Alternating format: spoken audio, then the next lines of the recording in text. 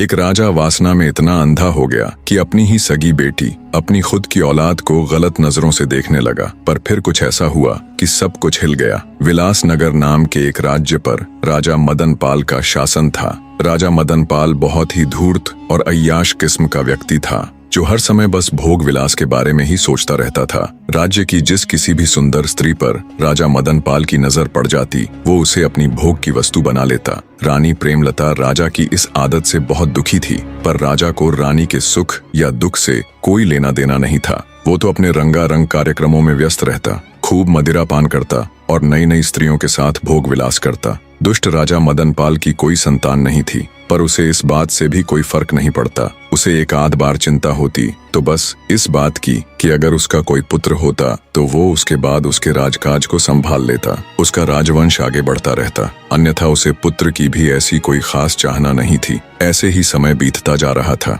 रानी प्रेमलता बेचारी किसी तरह अपने दिन काट रही थी। एक दिन रानी की तबीयत बिगड़ गई। राजवैद्य को बुलाया गया। जब राजवैद्य ने रानी की जांच की तो पता चला रानी प्रेमलता गर्भ से थी। ये खबर जब राजा मदन पाल को लगी तो उसे बहुत सुकून मिला। उसकी आदतों में कुछ सुधार होने लगा, पर यह सुधार बहुत ही कम समय तक था। 9 माह बाद रानी प्रेमलता ने एक बहुत ही अद्भुत और सुंदर कन्या को जन्म दिया। पुत्र की राह देखने वाले राजा को जब इसकी खबर लगी तो उसके खून का पानी होते देर न लगी। उसने तुरंत रानी के पास संदेशा भिजवाया कि उसकी कोख से जन्म लेने वाली लड़की का वो कभी मुख तक नहीं देखेगा। वो अपनी बेटी को मुझसे दूर ही रखे। अगर कभी मुझे वो नजर आई तो मैं तुरंत रानी सहित उसको मृत्यु के घाट उतार दूंगा। बेचारी रानी को जब राजा का ये संदेश मिला तो वो खून का घूंट पीकर रह गई। इसके अलावा वो बेचारी और कर भी क्या सकती थी। अब रानी के पास एक सहारा था, तो वो थी उसकी नवजात कन्या। रानी को तो पुत्री के रूप में जैसे नया जीवन मिल गया था। अत्यंत सुंदर नयन नक्श वाली उस अद्भुत कन्या में तो जैसे रानी प्रेमलता के प्राण बसते थे।